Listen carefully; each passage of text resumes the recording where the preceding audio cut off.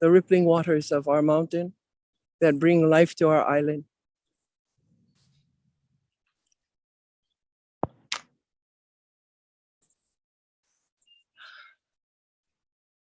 Thank you for sharing, Sabra.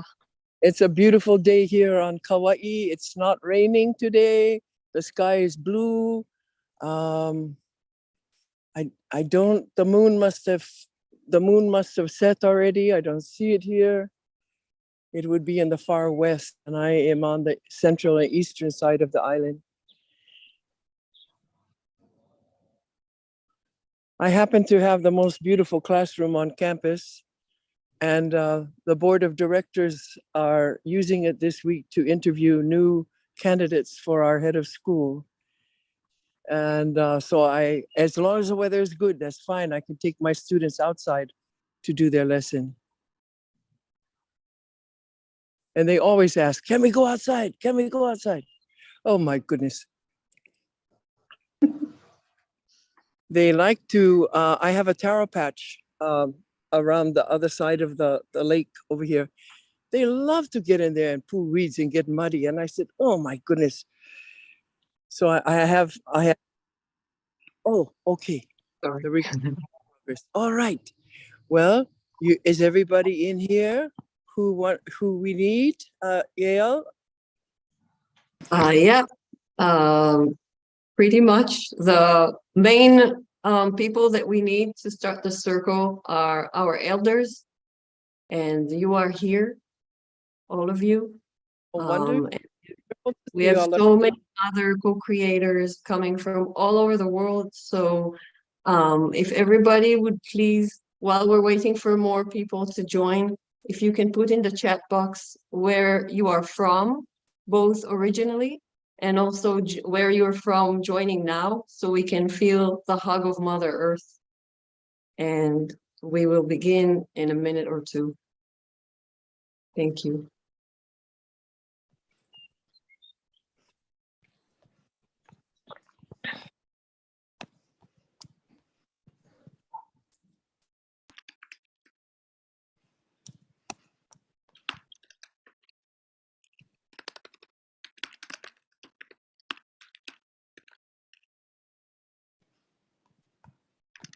If you can all please mute yourselves, we hear someone typing.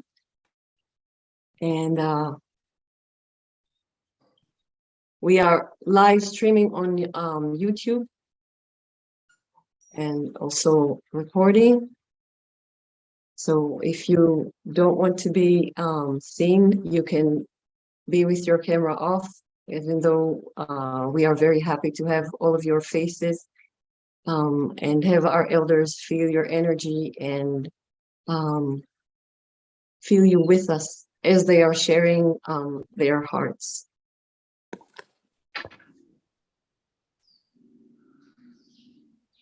I'm Yael. I come from Israel, originally born and raised, and I'm in Alaska. I'm married to a native Alaskan from the Unagan or Aleut people. And within my work with elders from around the world, I find that their teachings are very much the same as the teachings of what my womb is teaching me. Oh, I'm sorry, I was without a video. Oh my God. Okay. Technology is challenging today. It's making things interesting. And so we are welcoming everybody.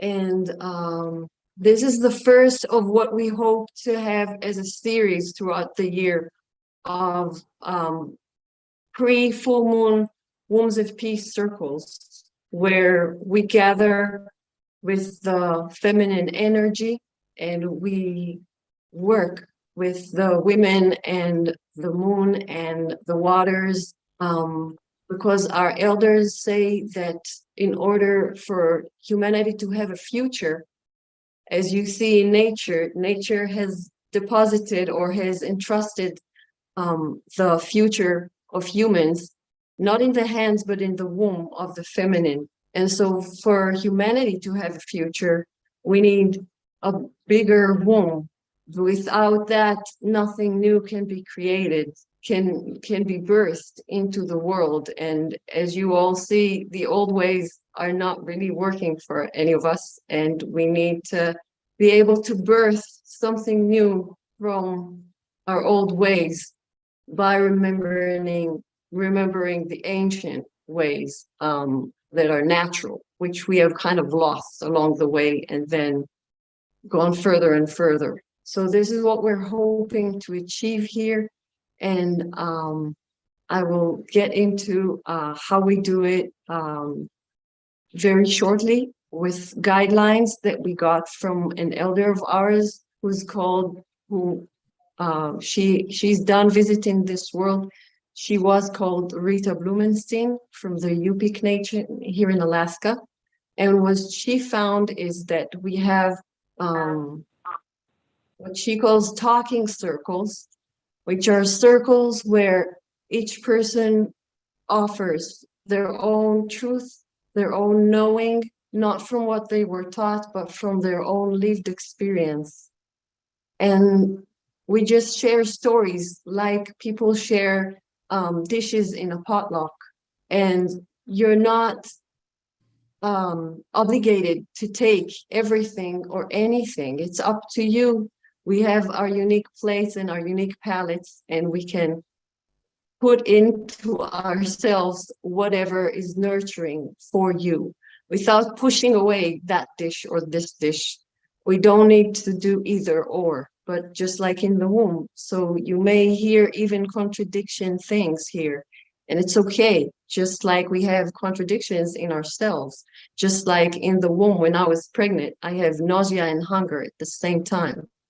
So this is all okay. You know, if I hear a story of a deer telling about the chase, and I'm usually a lion, when the deer is telling the story, I can just listen without judging, and I can find my inner child, my inner deer, that I hardly ever notice. But suddenly when we hear another self, someone else telling a story, and we recognize ourselves in it, we can expand. It's not always comfortable, just like pregnancy. It's not always comfortable to expand and to be a bit heavier and, you know, all these uncomfortable feelings, but a new existence can start to emerge in us. And then maybe even beyond that, if we allow that discomfort, if we allow that expansion and even enjoy it. So this is what we are inviting you to do. So the guidelines of the talking circles, as they are called, are that we listen very deeply without judgment, and we let the words come. So even when I'm speaking, I'm listening. The active thing that I'm doing is listening, and I don't need to say something that's already been said, because it's not about me doing the talking or me being heard. It's about the circle doing the talking. That is why Native people call it the talking circle. The circle does the talking. We are doing the listening, and we listen very, very deeply. Coming from another culture, when I met the word heart and earth, I realized they have the same letters. It's only the H that travels from the end of the earth to the beginning of the heart. And we are called to do that, make that journey with listening with the ear at the beginning of earth, the ear at the center of the heart. And the only other place in the body that a heart can beat, except for the chest, is the womb. So we have that very deep understanding of a heart. Before there's even a chest, there's already a heart in the womb. So we ask you to go that deeply and listen without agenda, to contain an other self and their wisdom and their truth to the fullest. And with that, we will start our circle. And I will just say about the structure that to allow that kind of listening, we will now close the chat box so we can fully listen to the wisdom of the elders. And then at the very end, we're gonna reopen the chat box and we will ask again with listening to the words silently. Write in the chat box at the end your own offerings. And so you can nurture others and also be nurtured by the written words and continue to listen, or just close your eyes and continue to be nourished by what the elders will have shared. And with that, I'm requesting our Auntie Sabra from Hawaii to please give us the opening blessing, the Aloha, invocation. aloha mai kako to each and every one of you, to my sisters, Suzanne and Helen up there in the Pacific Northwest, to our baby sister, Catherine and Aotearoa. How wonderful to see all of you. There's over 50 people on this call, aren't there, Yale? Yes. I scanned through all of you, and I think there's about 50 people on here, which is really fantastic. You look great. Blessings to each and every one of you. I welcome you with this chant that speaks of the sun that rises in the east, and as it rises, it warms our world, our atmosphere, and with the warmth comes the memory of our kupuna, the elders who have placed us on this earth and have set the path for us. It speaks of our tallest mountain on this island called Wai Ale Ale, Vai meaning water, Ale Ale, the rippling waters. It is because of this tall mountain that we actually are able to survive here on this island, because it captures that mist, the clouds, the rain. And it's strange to say that we have actually been in a bit of a drought this last year. Our weather patterns have changed. And so every drop of rain that we get, we are so thankful for, because it nurtures our land and it feeds us. Ea e kalama kahikina, kahiki mai aloha kupuna he, ku kahali ai kali avaikini, waiale hale molale. Eia e nā puale mo ki hana, kamavahi lualani ua vehi e.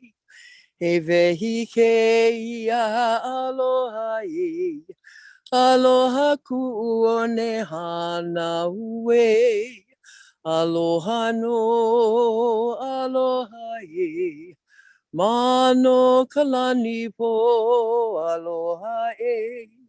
Aloha no, aloha e, mano kalani po, aloha e.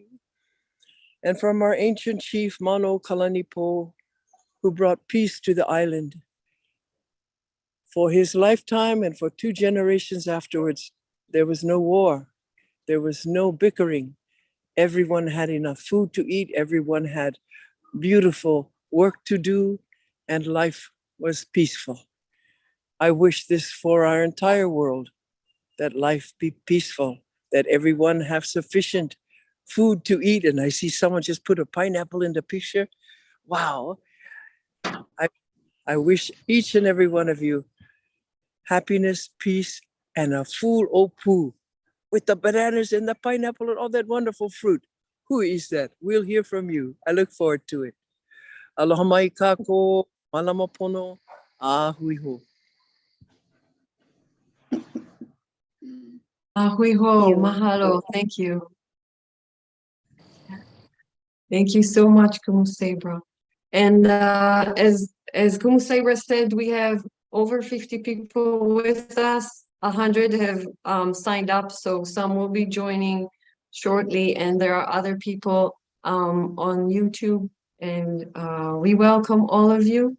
Now we will start the sharing, but before that, we, as the elders are saying, in order for us to create that kind of feminine container, We need women to connect to the womb, to their own womb and the wombs around them. As you know, our wombs know how to sync without touch and without coordinating. So we would like Diana to please, Diana, to take us into the womb with meditation. And then the elders will start their sharing from the south to, or from the place where the moon and the sun are seen first to the place where they are seen last. So Diana, please take us into the womb. It's my honor and my pleasure. I want to bring the flame, the candle into our midst, and inviting us to bring a flame, to light the flame, to rekindle the flame of our heart and of our womb. And to place a palm on our heart and another palm on our womb. And to breathe deeply, feeling the light, the flame in each of them,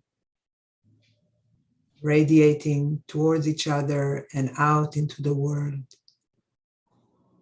Womb in Hebrew is rechem. Spelled backwards, it's machar. Machar means tomorrow. The womb has tomorrow in it, as well as yesterday. Our womb carries the memory of having been in our mother's womb, of having been formed in our grandmother's womb as an egg in the fetus that our mother was. And so backward, all the way through chains of generations, inviting us to invoke inwardly the womb line of our ancestors, and knowing that the womb is a place of yesterday and of tomorrow. It places it as timelessness. The womb is a timeless place. And what is in timelessness zone is able to tell a new story. When we are out of time, we can create a new story. So inviting a moment of tuning in to our womb and inviting in this cauldron of transformation of our womb, inviting a seed of a new story to be whispered. And let's listen.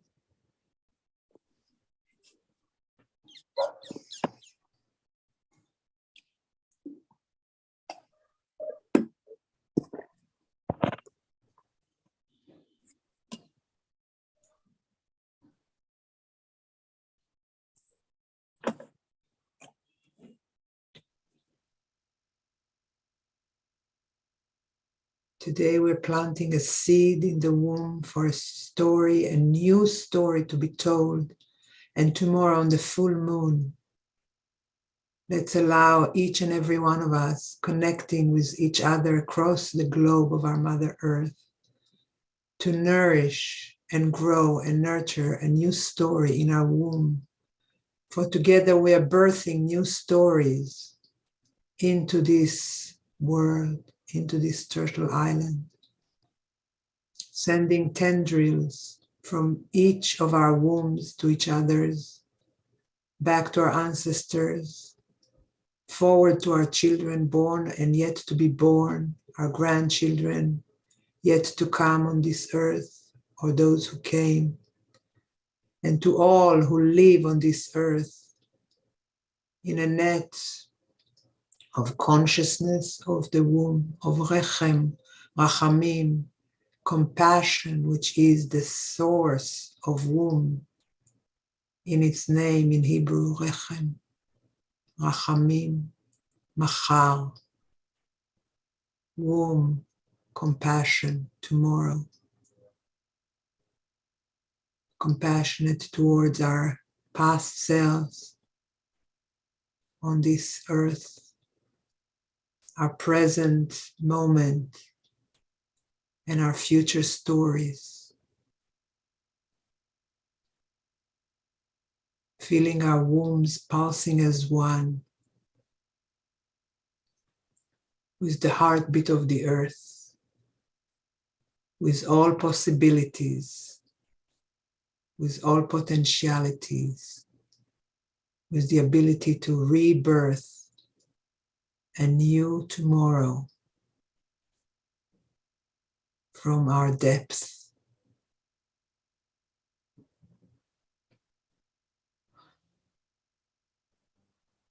Taking a moment to feel the heart and the womb underneath our palms.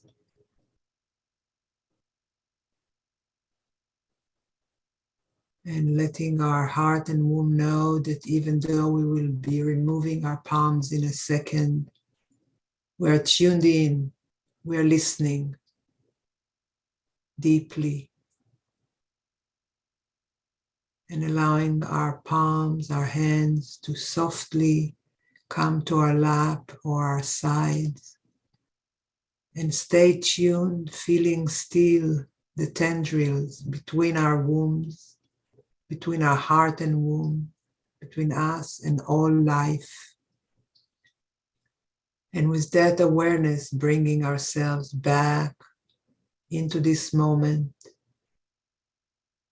into this consciousness of now, into a sense of our body sitting here on a chair, wherever we are holding space on Mother Earth. Wiggling our toes and our fingers to come more into this time and place. And when we are ready, allowing our eyes to gently open.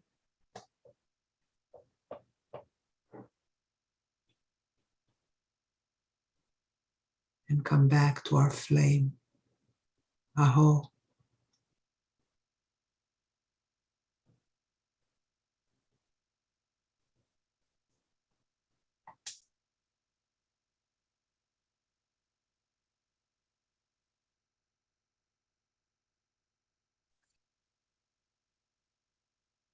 Aho.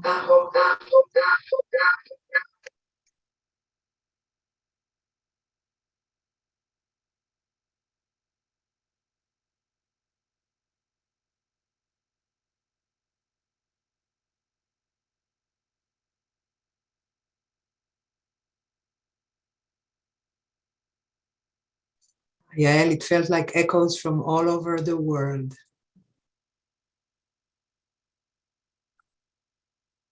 Thank you. My tech is bad. So Celine, please. No, sorry. Catherine, if you can start us off.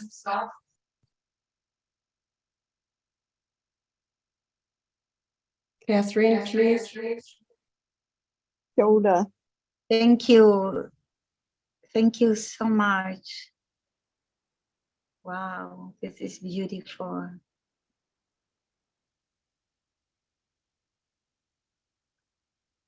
I will begin by just expressing gratitude for being here this morning. It is 7:30 in the morning here in Aotearoa, New Zealand. And just listening to that, actually, I had made some notes, believe it or not, just to prompt me some points to maybe discuss, but they're out the window right now. Because a whole different stream of consciousness came to my heart mind as I was listening to those beautiful words. So aroha te ngā mihi mahana o te wā kia koutou kia tātou katoa e hui mai nei I rungi tēnei kaupapa o te mārei kura. So that's just extending my love for you all and greetings, and to everyone who's gathered here today, and in particular the mārei kura, which is our word for supernatural, the female supernatural beings of the cosmos. It's also a term of endearment for our female friends, whom we hold in the highest regard. The thing that came to mind was how much creative power there is in women. It just really blows my heart. I was going to say blows my mind. It blows my heart and my mind. And a few weeks ago, something that resonates with me, a few weeks ago, I was in a ceremony, and the message that came through was, be the atua. And atua is another word we have in the Māori language for our ancestors, our supernatural ancestors. In the modern time, the word is often substituted with God.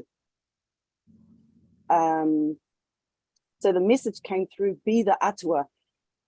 And of course, it evoked in me a reaction. What?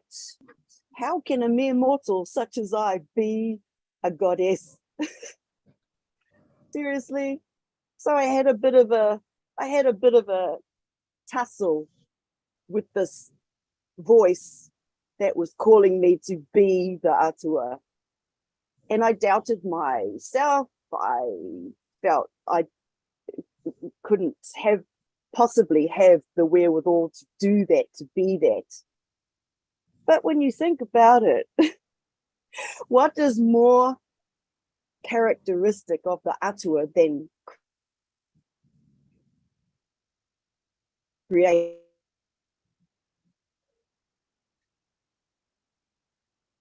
Yeah, the creator, the ultimate creator.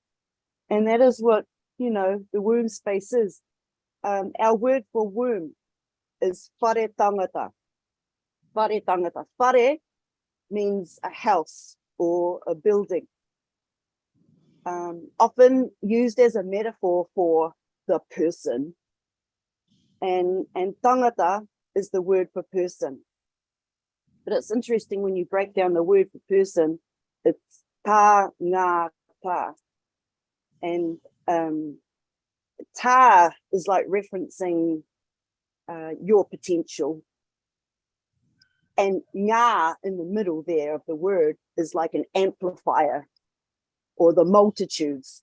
So you have tā ngā tā, you have tā bookending the amplification. And that's what people are, potential, And I love the fact that, we're coming together, in this time of the moon, the full moon. Our word for moon is marama. Ma means clarity, and ra means light or enlightenment. So here you have this word for moon, ma, ra, ma. You've got enlightenment in the middle, and you've got clarity bookending it. I mean, our language is quite awesome, I would say. Such deep wisdom in words. Words are more than just words.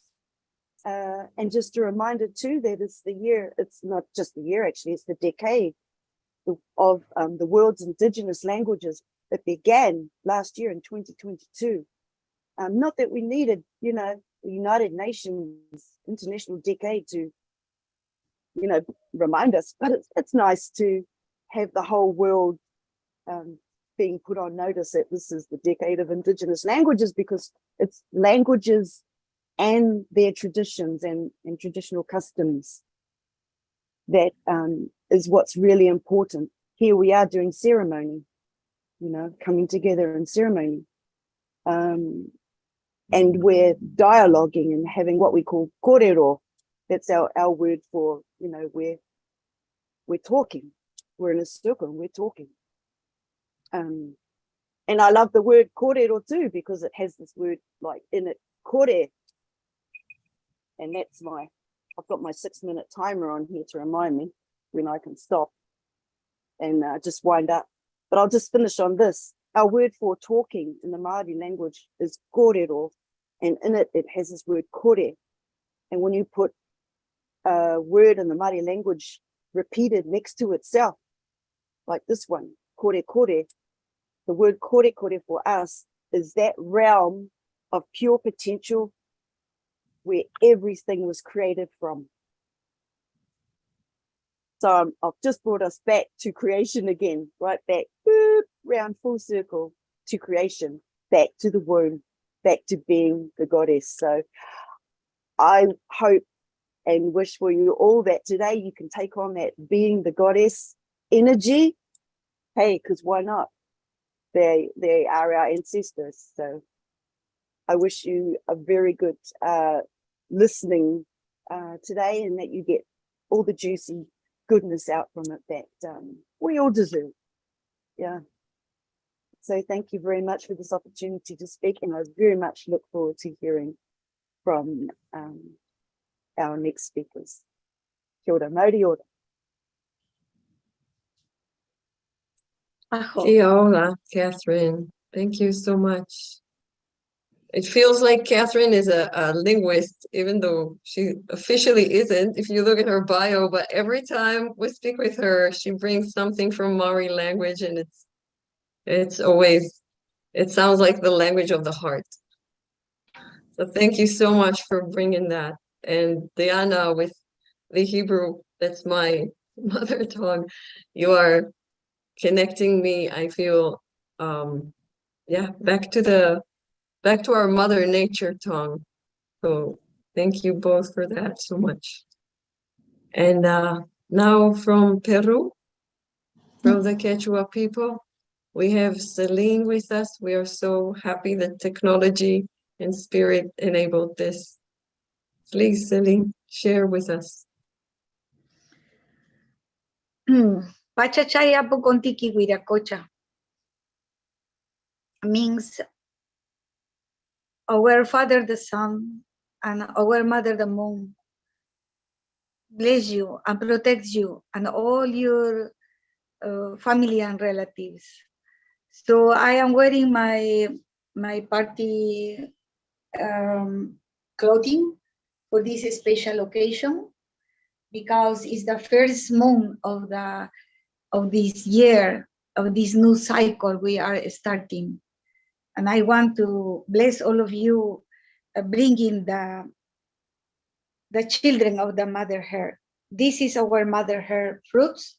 This is the work our Mother make, and especially our sacred plants like the coca leaf, the ayahuasca plant, the wilca plant, the peyote, and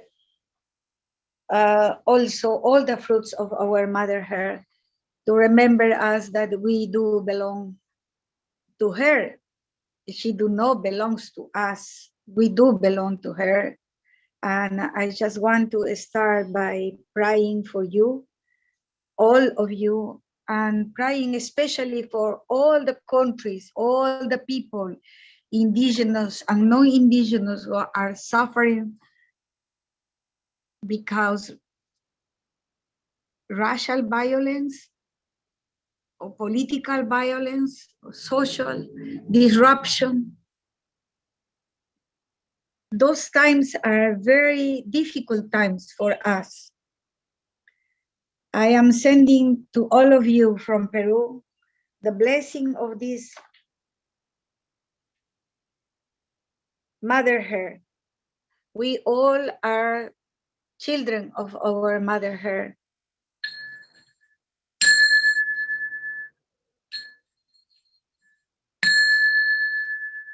With the blessing of this very, very old instrument, used for centuries for healers to make the magic plants here. I am using this, and I want to bless all of you with this sound. I want to invite you to close your eyes. Take a deep breath and think how I am today, how I am feeling today. I am feeling today very grateful because this is the first WOP ceremony for women during the first full moon next Sunday in the global south. And we want to ask our Mother Moon for compassion, for understanding, for a better communication, for more mercy between each other, for compassion with us, and to protect all the countries, the races, the ethnic groups that are suffering now. The indigenous people is in a severe struggle nowadays. Nowadays, we are suffering so much. I want to send these memories of the ancient times with the puma, a mythic animal, with the ayahuasca flower, very powerful mother, and all the children of our Mother Earth. I will love to offer this fire to the elders present here in this ceremony for their wisdom. I want to offer this fire for the young people joining us this morning, because the young people is bringing the future, and the young people has to keep this knowledge alive. The youngest are the promise of the continuation, the continuity of our knowledge. I would like to offer this fire to all the women who has been delivering recently, for the newborn babies. I want to pray for those indigenous women who was forced to sterilization. I really feel very, very deep in my heart solidarity with them, and also a lot of compassion for that womb. Forced sterilization is a very common measure for the powerful global north against to the global south. I want to pray for these women who are taking care of elder people.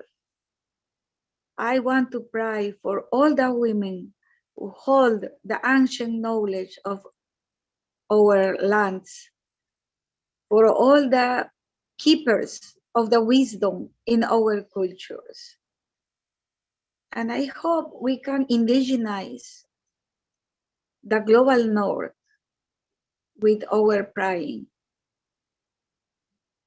But since we recognize praying is strong, we recognize praying all together around the globe will be even more powerful.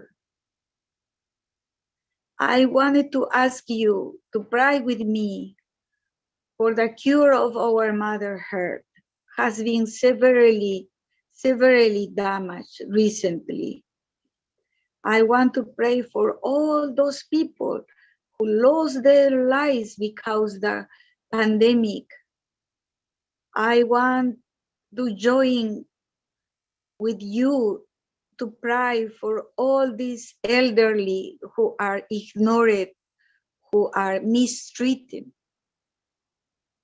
I want to pray for the young people, all the youngest people who has to ensure the continuity of this knowledge.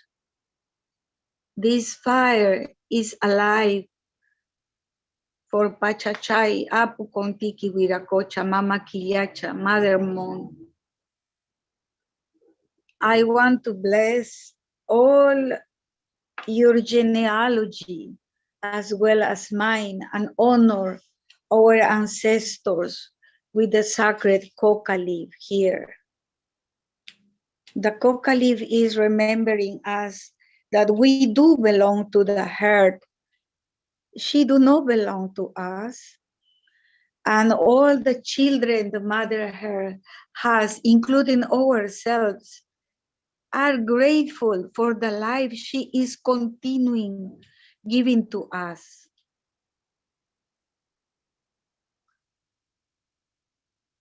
My English is very bad looking, but I want to sing in my own language for blessing and sharing all of you with this from Peru, also asking for the reconciliation, for finding some peace of mind, all the countries in severe conflict,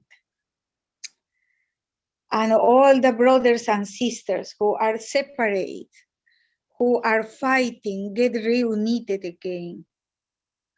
Because it's the law of nature to understand, to feel compassionate for other human beings, to be understanding to other human beings, to be trustable for others, to honor the ancient knowledge.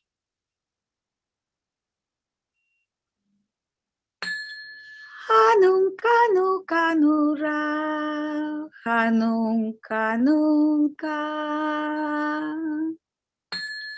kanung kanung kara. Sirenita danzareira irai, sirenita cantar, irai irai irai irai irai irai irai irai. Nunca nunca nurra, nunca nunca. Sirenita danzareira irai, angelita.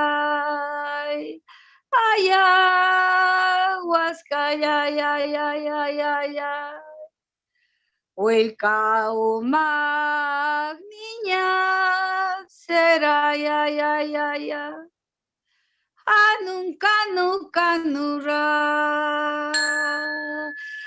Nunca, nunca.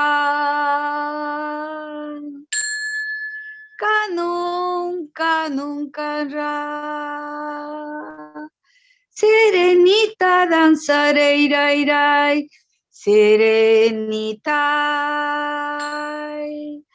danzaré, irai, irai.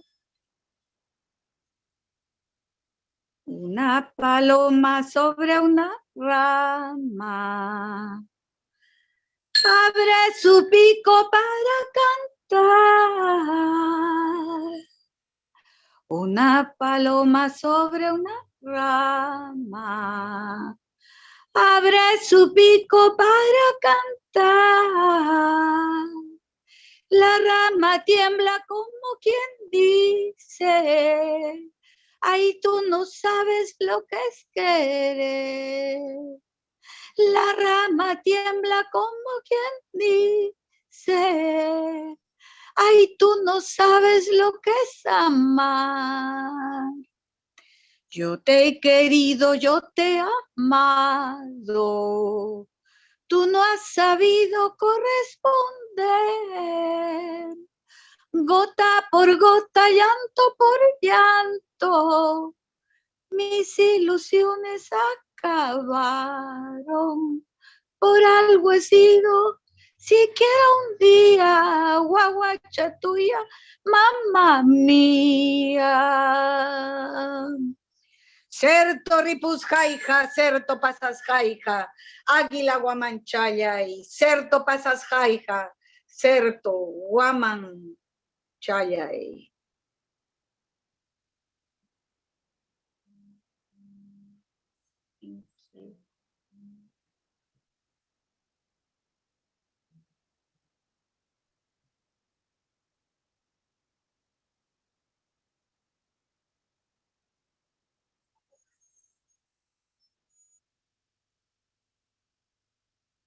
Thank you, Celine.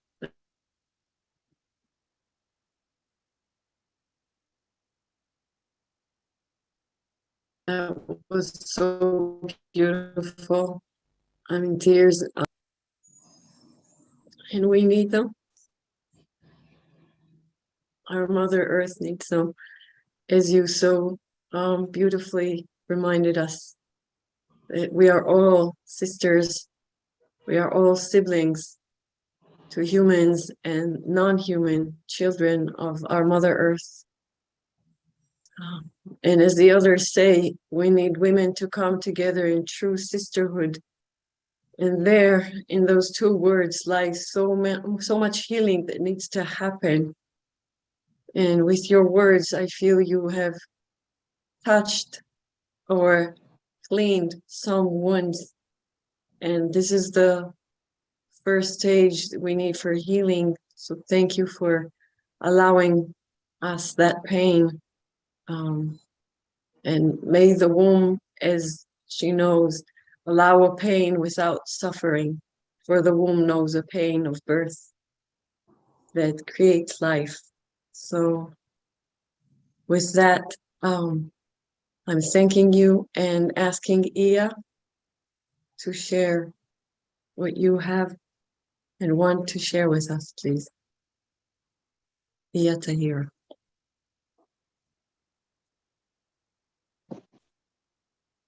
Am I unmuted? Can you hear me now? Yes. Yes, here. Good afternoon. I am Ia Tahira in St. Croix, Virgin Islands. So much memory coming through to remember this wonderful unearthing of this truth that lies in the bottom of the womb, in the bottom of the ocean womb. I am the daughter of Yemaya. Yemaya, who represents the Parmana mother, the mothers of creation. I sit at the edge of the ocean and remember the story that was told of the people that was enslaved and brought here. It said that they were the peoples of Togo, they were the peoples of Nigeria, they were the peoples of Benin, and they, at the time that they was being kidnapped, there was also the children of Yemaya. And Yemaya decided that she wanted to travel with her children to protect them, but she realized the danger of doing so. So she hid herself in the canons of the saints, the Catholic saints. And there was one grandmother who remembered to pass on the stories here in these waters. And it was said this mother was at the edge of what we now know as Puerto Rico. And she took the young girl and she told her the story and told her to remember that this story would live if someone remembered to tell it. Because one day Yemaya would actually be able to come back alive if enough of this story got told and enough recognition along the way of her children that would embody that peace. And I recall when I was went to my first ceremony, and I was in the African cosmology, there's this thing that we call possession. Maybe all of us feel that sense of when the spirit dips down to take us somewhere. And I had felt it many times in my childhood and not able to identify it.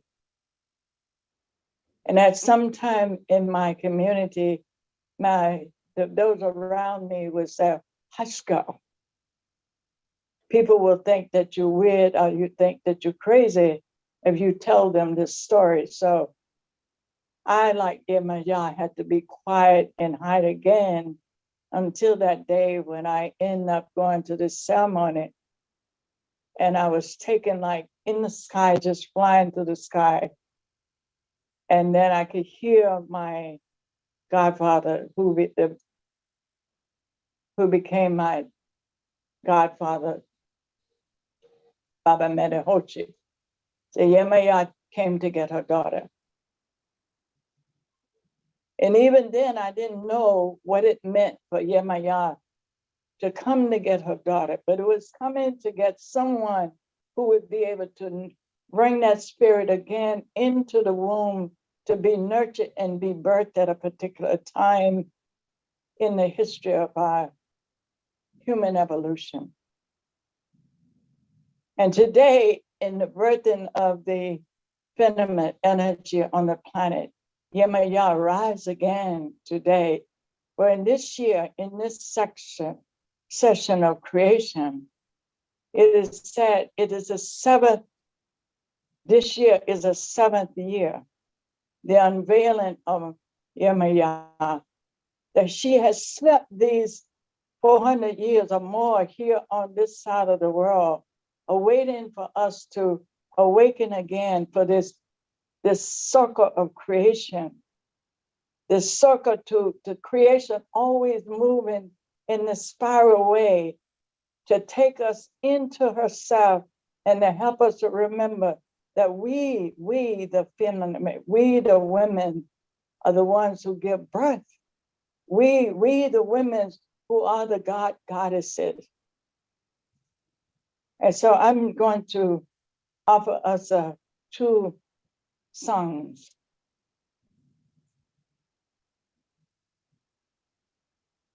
It's a song to Yemaya, the goddess of creation, the one who holds life,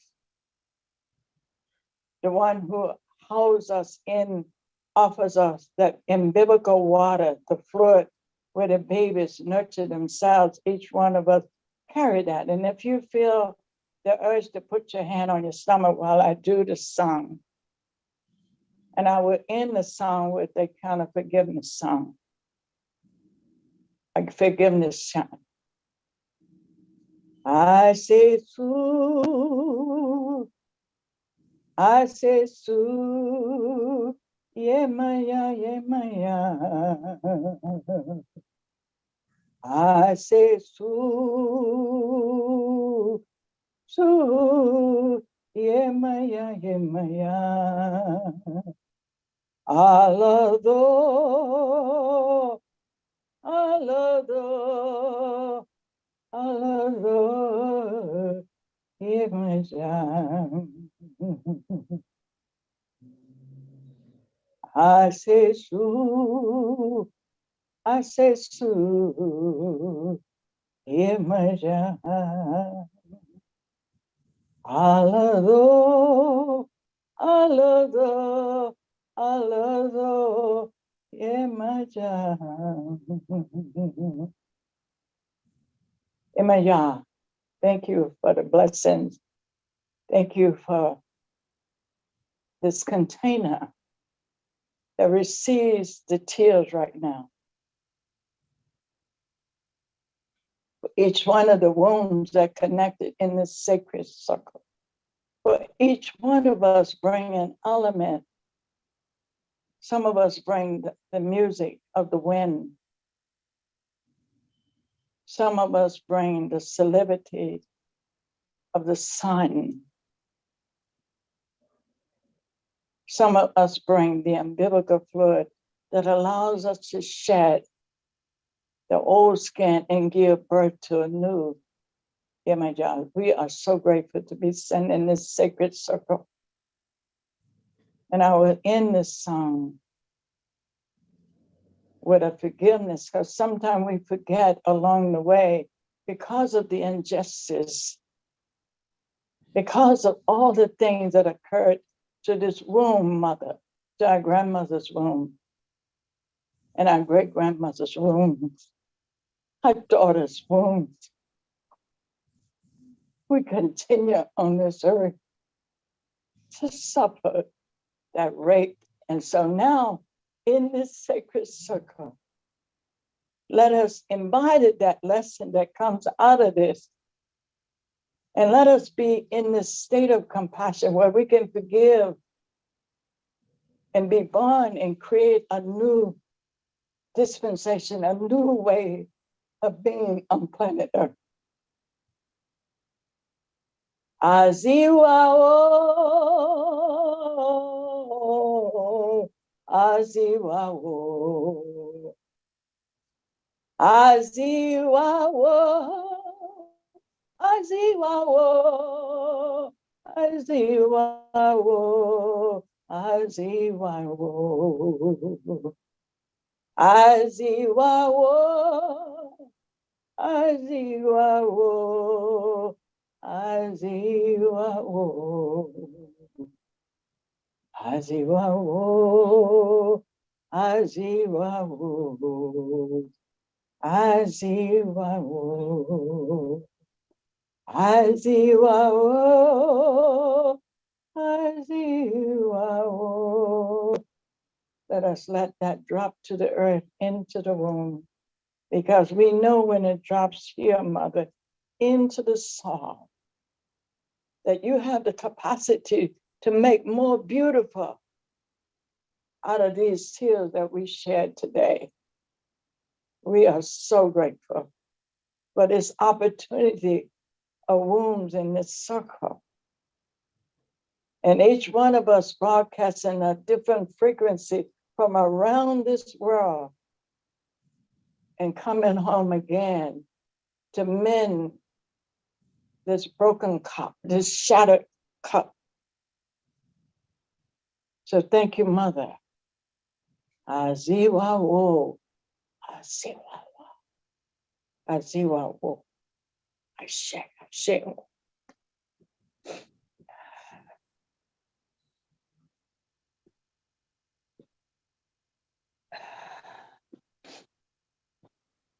Aziwa-wo, Ashe. Yeah, thank you so much. And thank you for the reminders. Our elders say that love is the most powerful force on earth. And so they couldn't fight it with hate or with resentment or with jealousy. So what they did is make us forget.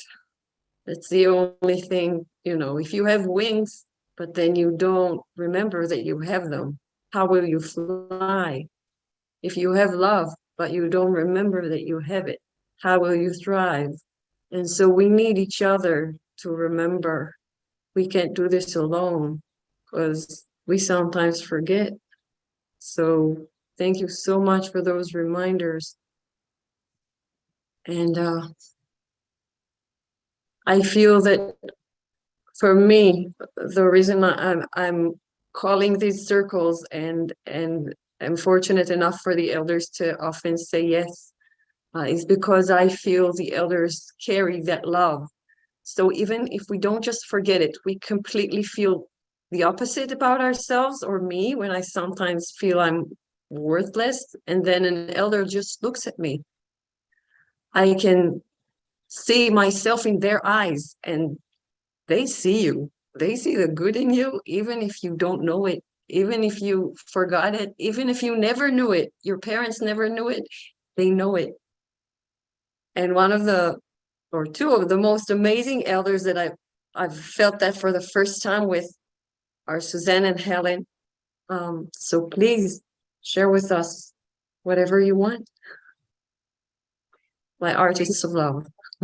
Thank you so much, Yael. Like I'm just awed at the gathering you have orchestrated here and the beautiful, beautiful energy that is just circulating. It's amazing that we're moving from one part of the globe to another and coming from Ia in the Virgin Islands, having touched down on Peru, having visited New Zealand, Hawaii, it's a miracle. And as Catherine was saying, you forget everything that you think you're going to say, but actually I didn't have anything to say today. I said, "This is Suzanne, I don't know what I'm saying today because I haven't got a clue what to say."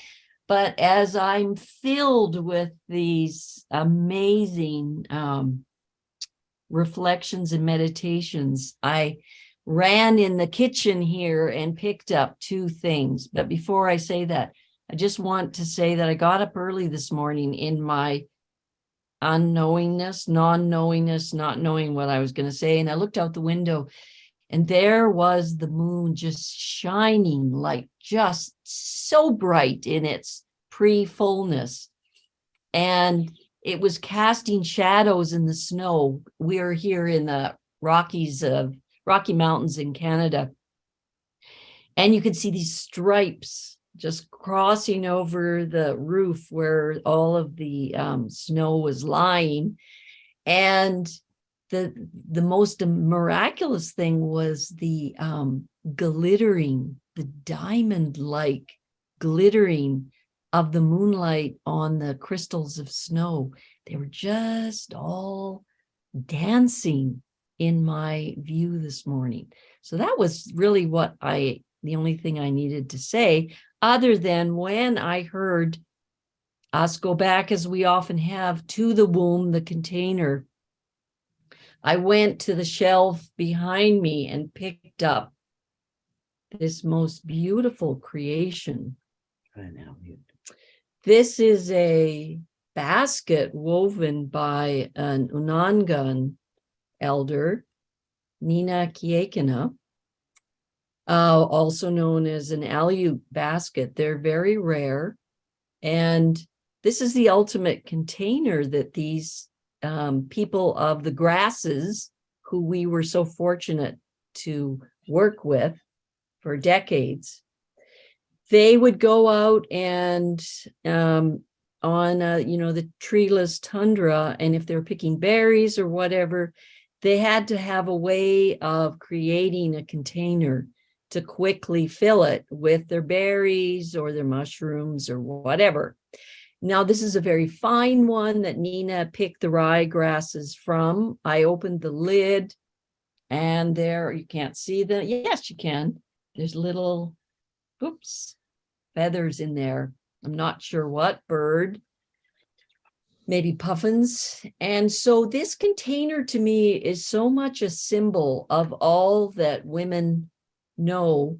There's a peacefulness, a resourcefulness, a way of living with the gifts that your environment gives you, and how much we were taught by these people about living with that oneness and hearkening back to ancient times.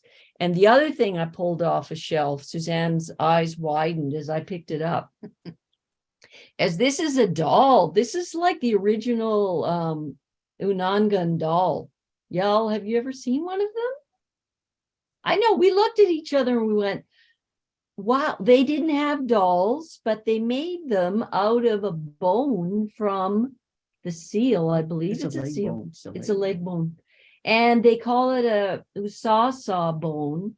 And it's quite curvy, but this is covered by Nina in seal skin that she probably tanned herself. And then there's some seal teeth. It's all from it's all from the islands of the Commander Islands in Russia. And this brings me around to thinking and praying for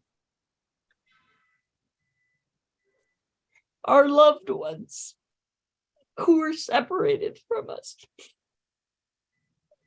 by the conflict in Russia.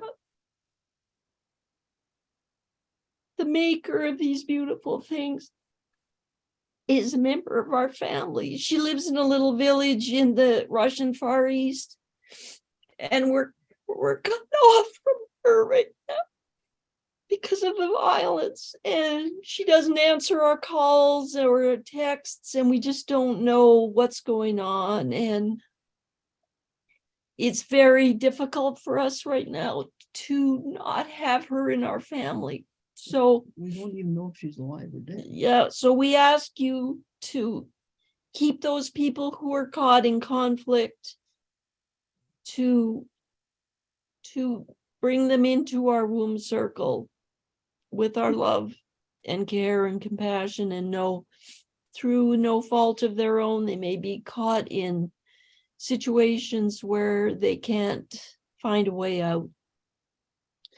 So those are the only things I have to bring up today, other than, you know, our constant care and concern about the earth, about the climate. I keep thinking of the people in Pakistan who were flooded so terribly, and they've really dropped off our radar with their situation of, I just think of the women there, how they're managing to cope with no homes. Imagine having your period right now and lacking everything. So with that, I'm going to hand this doll to Suzanne to see what she wants to say. Sorry, I destroyed your equilibrium. Excuse me, but I guess we all have emotions. And I have to say to the woman that was talking about Peru, I first went to Peru and my brother gave me money to go. And it wasn't a tourist definition yet. And then I love Peru so much, and the people and the artwork and their nature. So as soon as I landed in the airport in Calgary on the way back from being there for 3 weeks, as soon as I landed in the airport, I said to myself, I have to go back right now. So I phoned my brother and he said, again? I said, yes. And he sent me the money. And I turned right around, went the second year again. And I must say that Peru for me is an incredible people, amazing landscape. I just couldn't get enough of the people and their artwork. It was just gorgeous. So then I got to do something with this doll sitting here. Well, first thing I would like to say is that, excuse me, She just said, So lovely. So lovely, those memories you have from Peru. Thank you so much. We are in big struggle now, you know. we know. We are in a bath of blood now. We need your crying.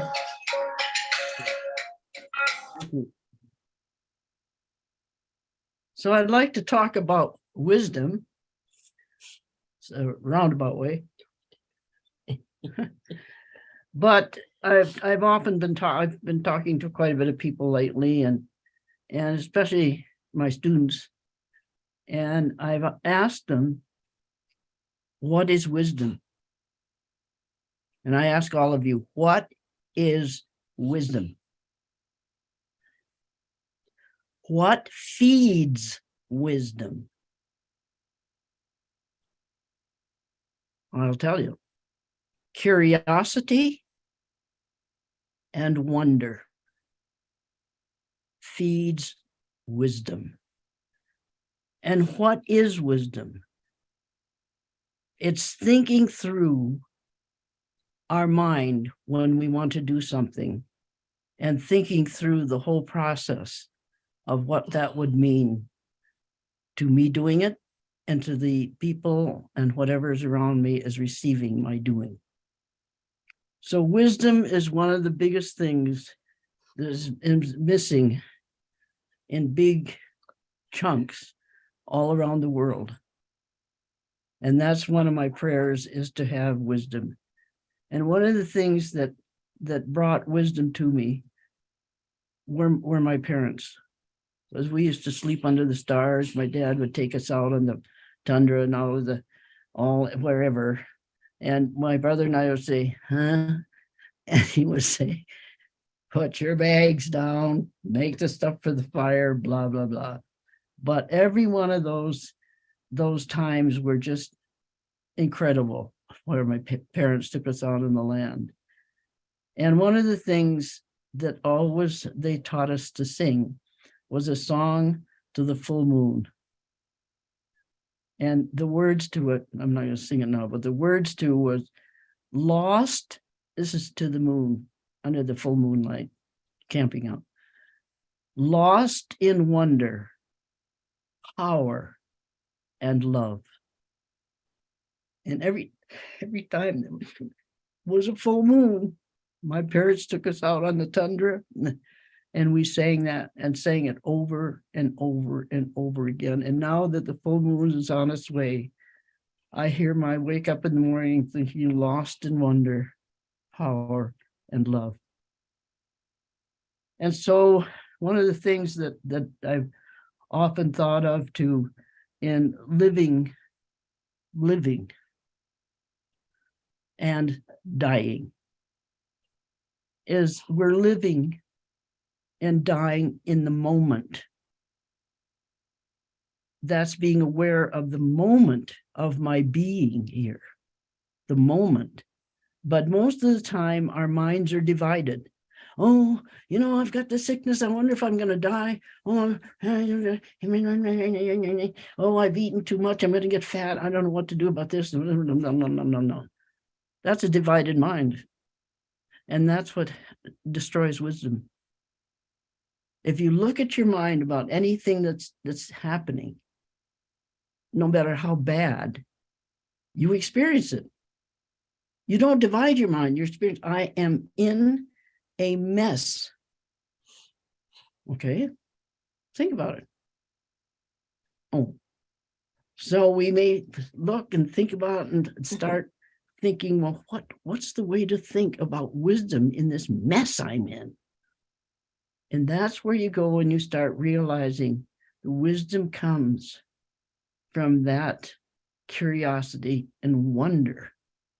The curiosity of whatever condition I'm in, whatever statement I am in. We have the power of our mind to be here now in this, not worrying about what's going to happen next, or because you can't do anything about it, except get more worried. So that's something that I talk a lot about to my art students, and who have a blank piece of paper in front of them, say, well, what do I do? And I said, you know what you want to do it. And so that's where I every full moon, I think of that song, Lost in Wonder, Power, and Love. And then I always ask myself, who am I? Who am I? And then for what? Who am I? For what?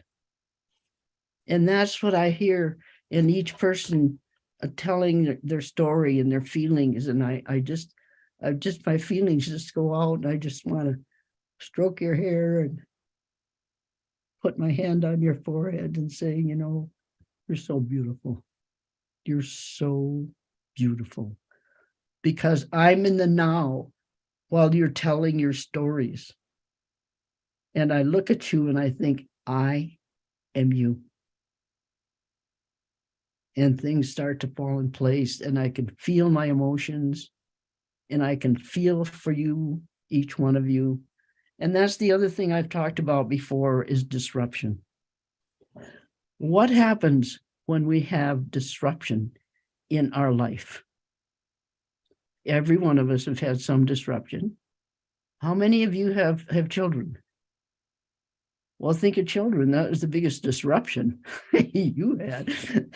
I don't have kids, but that's the first disruption, mainly among women that are married and thinking, oh, I've got a baby coming. Oh my, what am I going to do? But what comes with disruption is growth. Anytime we have a disruption, no matter what it is, where it is, who it's with, or where I'm with, remember that the disruption, it means that I have growth to do. I have growth to do. And so that's where the biggest thing that we have to do is to stop the divided mind, to be aware and awake of who you are and what for? So I'll leave that with you. Thank you. Thank you so much, Suzanne and Helen, for really, I don't know, presencing the connectedness I feel when both of you were talking about the conflict and about caring. You know, I come from Israel, the land of milk and honey and conflict. And we're often told who our enemies are. And one day I stopped and I thought, who chooses your friends? And then who chooses your enemies? And why do we let that be? And as Helen was saying, you know, the Russians are supposed to be the other, the bad ones. But as Suzanne and Helen were reminding us, we are them. They once asked one of our elders, what's the truth about them? And the other said, the truth is there is no them. And in one of the first meetings I sat with these two ladies, and Suzanne again was talking about love and wisdom, and I am you. And as you sensed when she says, I want to stroke your hair, you can feel your hair being stroked. And a kind of a spoken word started coming to me, and it started with this, that started with Suzanne. As I was listening to her, this sentence kept bugging me, and I was like, go away, I'm trying to listen. And then it told me, I am the way you listen. And what came was, let me interfere with your inner fear and love you. Nice. And there's some Very more. beautiful. Beautiful. Thank you so much. It was you, Suzanne. I just heard it in a different ear. But it was like, this is what she's saying, and then it came out. So thank you so much for what you've shared. And I would like now go to Diana, who's given us a womb meditation, but I would also like Diana to share with us whatever is coming to you, not in a form of meditation, or maybe in a form of meditation. I never know what the elders are going to do. They are just very present in the moment and in the heart and in the womb, and then something comes through them. So Diana, please. Thank you. Thank you, everyone that spoke so far and all who sit together with this sacred circle around the globe. We're talking about the womb. We're preparing to honor the moon that is going to be full very soon. And I'd like to bring the moon into the circle in a very present, tangible way for us to connect with her. There are those who send machines to investigate the moon and spend tons of money and gas and pollute and learn nothing from these rocks that they see as rocks only. And I'd like to invite us on this full moon, to create a ceremony which I've learned from Yoruba priestess, Chief Yaya Loisa Tish. And I've been doing this for many moons, to take a bowl of water and to go out under the full moon and to catch. It's really easy, much easier than you think, to bring a bowl of water under the full moon and to catch her reflection and to bring her up close and personal to you. You don't have to go on a missile. You don't have to pollute the earth. You don't have to investigate anything. You can just bring her into your heart, into your womb, into your gaze, and have the moon as your ally. I invite us in the full moon that's coming and any full moon that's following to take a few moments to greet the moon close and personally, to allow us in that moment to tell a new story. Ia was saying the stories that are remembered are those, the stories that live are those who are remembered. To take moments of creating new stories with the moon in our palm, in the waters, and then to lay our ball down and leave that water ball capture the moon for the night. The moon would move, but it will flood by its light the water, and the water would absorb the energy of the moon for the whole night. And in the morning, we are invited to drink this water with the blessings of the moon, with the gift of the light of the moon and of the dark, with the connection to the womb, and with the new story that we are creating for that new cycle that is being born every 28 days. Aho.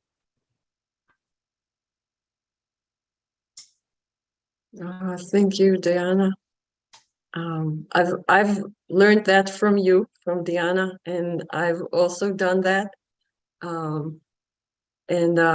I've tried to do that tonight, and the moon was just, it was overcast. I couldn't do it tonight because it's not yet full. I guess it wasn't time. But as you're talking about the water and the moon and you help us connect the two of them. And the water, of course, remembers, because the water remembers cycles, and also the water is here. It's the water that's been here since the beginning of time, since the beginning of Earth, right? Because it goes, the cycle just goes on and on and on. It's never lost, really. Yes, yes. And so the water remembers, and the water is magic. It's, the animality of water. It doesn't behave like any other liquid on Earth. And there's water inside a woman when she becomes pregnant, without which there is no life. But how does the body know, or how is that water suddenly there? I mean, we drink all the time, right? We don't have those waters in us all the time. It's just when an other self is in us that these waters come, and it is allowed by our cycles, by our blood. And one of my other elders, Sharon, who is just listening today, once said that when a woman gets her blood, she gets her moon. And when she said that, I suddenly heard it like when the woman's blood comes. She doesn't get her moon time, as I was used to calling it. She gets her moon. She becomes an earth. She has her moon. And that to me was so beautiful. So thank you, Sharon, for bringing that once upon a time. And thank you, Diana, for reminding us of all that you just have. And with that, we will go to the place that gets the moon, the full moon, the latest, which is Hawaii. And Kum Sabra, if you can please share whatever comes to you from your heart and womb and great wisdom.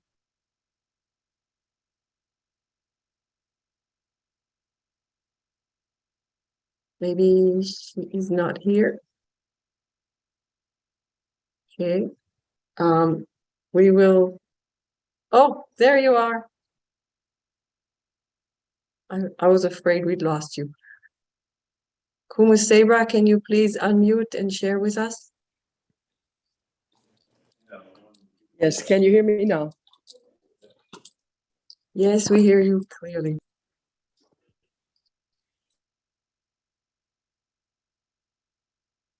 Have I? Hello? Okay, now Just you're so back. techy, You were okay. Can you cutting hear me out for a now? minute, but now we can see you and hear you. We hear you well. We see you well. Yeah, right. Oh, this has been so fabulous to listen to all of you all around the world. You know, we have the same concerns. We share the same concerns. We share the same wishes for humanity, for our elders, for our children. We want peace. We want happiness. We want safety. We want food. We want fun. I just thank you. Hearing from each one of you, and your mana'o, and your sharing your thoughts your wishes. We wish only happiness, safety, peace to all of our children. You know, I am 3/4 of a century now, plus 2 years, celebrating every day, and so grateful to be alive, so grateful to be here on this beautiful island of Kauai. I recently traveled with my family to California to visit my grandson who lives in San Jose. And on the flight up, there was a great deal of turbulence in the air. And luckily, we had no injuries on our flight.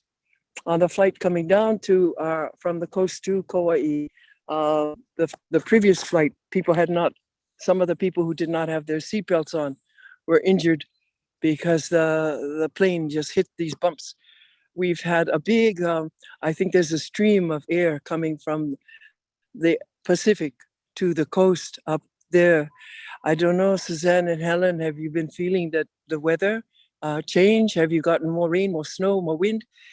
In California, they need the rain. This is true, but I was kind of hoping that they didn't get it all at once. But we are blessed. We are blessed.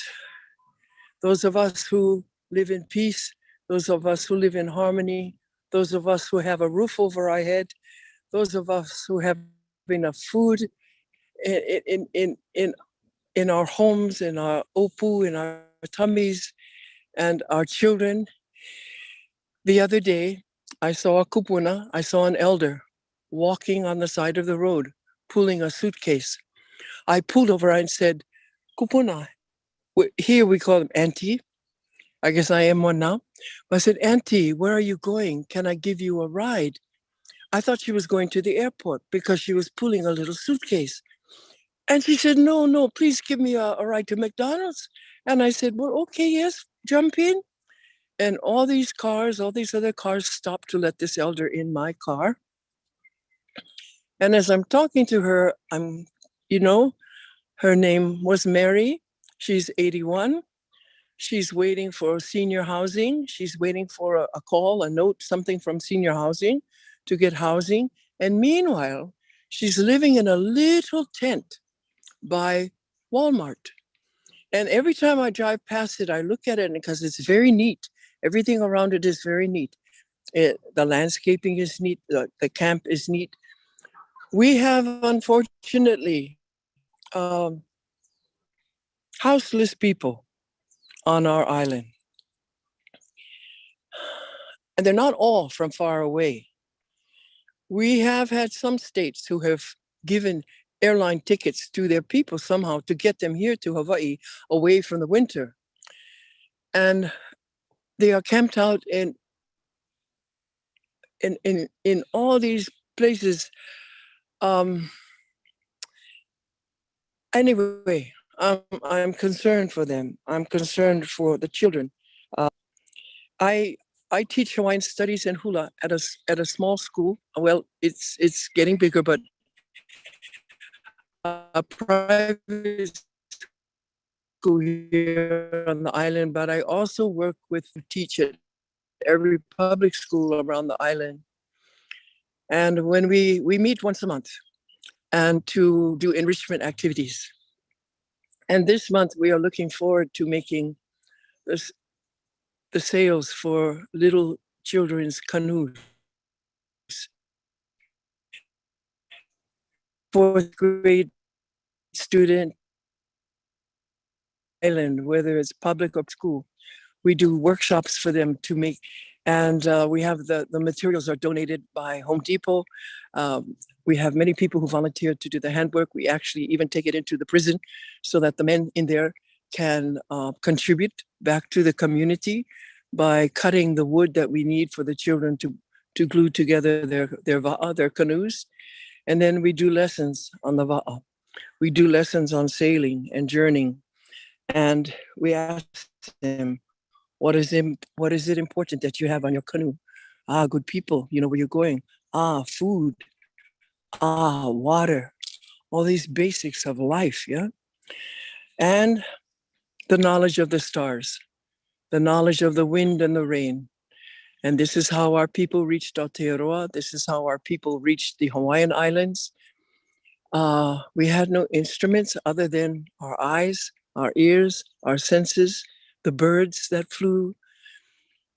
And I have great aloha, great concern, for all of these items. And we are just working to try our best to do all that we can for our communities, for our children. I just love Selena's picture of the food. I love it. It's so important, because the way that the way that you measure wealth in Hawaiian society is not by how much you can accumulate, not by how much money you have in the bank, but it's how many people you can feed. How much food do you have? That to us is a measure of wealth. And I thank all the farmers on our island who continue to grow taro, kalo, which is a mainstay of our culture. I thank the fishermen who take care of who bring in the fish to feed our people. Yes, I thank the ranchers too. We do like our barbecue beef and barbecue pig and all of these things too. But traditionally, so many of our diets were mostly complex carbohydrates and a little bit of protein. And until the flour and sugar and butter and those things arrived, we didn't have diabetes. We didn't have high blood pressure. We lived pretty healthy. I just bring so much aloha to each and every one of you, to your families, to your communities, to the regions where you live.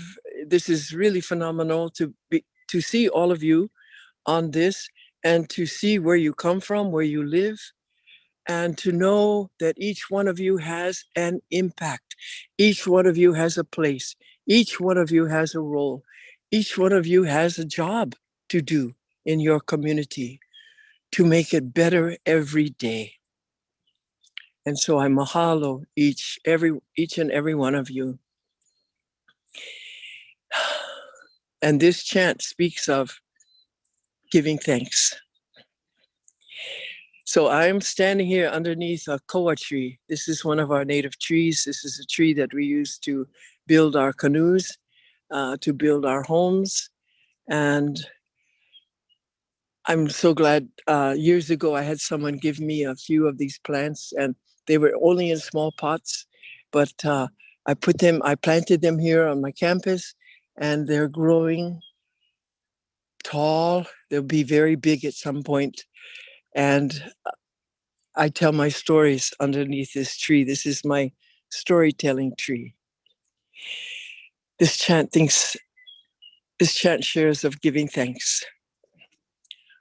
Huhala ia kamakalo ala, pua I ke aloha la, kuka ia kahalo ala, pavehi mai na lehua, mai koho o kuia kahala vaila, mahalo e na kua. Mahalo e na kupunala e ya. Mahalo me ke aloha la. Mahalo me ke aloha la. From the zenith to the horizon, to each and every one of you around the world, mahalo. Thank you for your presence, for your gifts, for your aloha. Ahui ho. Mahalo. Thank you so much, Auntie Kumu. So much has been coming in when you were talking. The gift that each person is, and I feel that you see it so beautifully. If it's a kopuna that you give a ride to, if it's a person whether they're in the prison or in a school or on the street or in a shop. I feel that you have weaved together so much, just like the basket that Helen showed us before. So thank you for carrying that ancient knowledge and for making it accessible for so many others around you. And as you were talking about gratitude and also your song, in a women's circle that is here today also with us, we and gravity that was also present in your story with the airplane. And we take these things for granted, but you know, they're not to be taken for granted. This is magical. This is quite amazing that we get to experiencing everything that we do. And so when we say gratitude, it brings me not only to thanks, but to that momentary quality of life. As Suzanne was saying, every minute is dying and every minute is reborn, and we are that with it. And so we can dwell on what we've lost, or we can see what is emerging. It's up to us because everything is happening at the same time. And so, you know, our time here has just passed. We are a bit over time. And so I do want to be respectful to everybody's time and be very, very grateful for everything that was shared here. And now I would like for us to take maybe 3 minutes and ask the audience to give your offering, if you want to, in the chat box silently. And we can all nurture and be nurtured by these silent words and by everything that has been shared. And I am so grateful for these elders that have beautifully washed us with their wisdom and their love, outside, but also inwards, I feel. And so with that, I thank you. And let's take these 3 minutes. And after that, Catherine from Itiaroa, I hope I'm saying it right, New Zealand, as we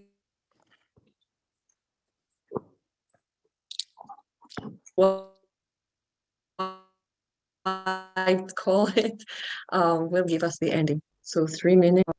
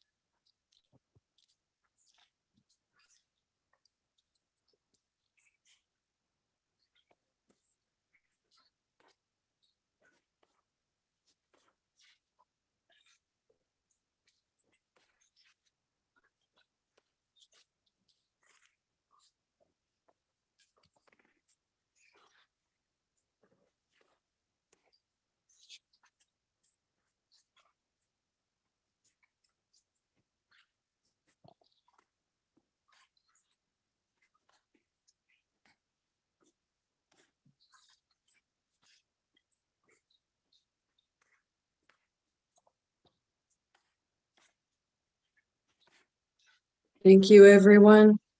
And Catherine, can you please give us the closing blessing? Kia ora, thank you for everyone's wisdom. I learned a lot. I remembered a lot.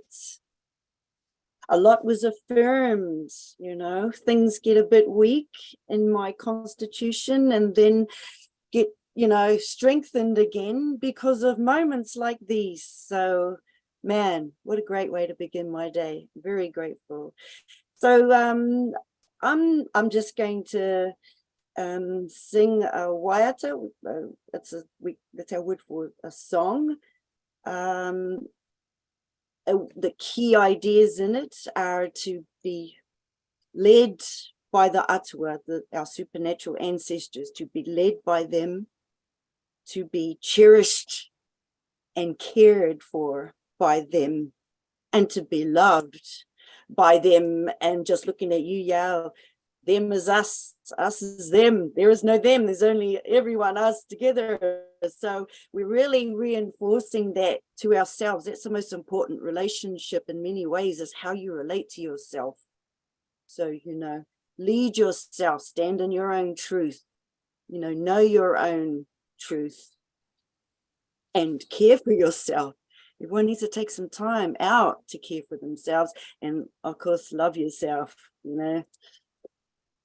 So with that, I invite you to feel into the harmonics of this. It's a very simple tune, so it's mostly about feeling into it, when we sing it. Arahina,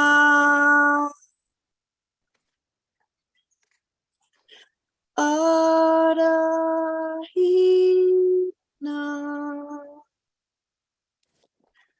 Arahina e te atua, tia kina,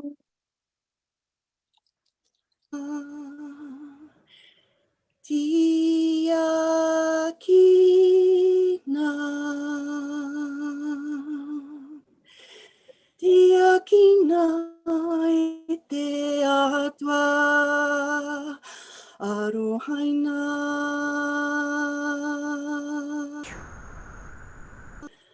Arohaina,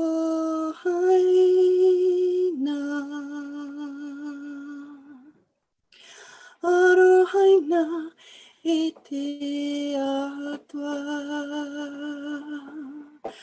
Tūturu whakamaua ki a tīna, haungi e hui e tae ki e. Mauri ora ki a tātou. Kia ora. Ore ore ki e kaha.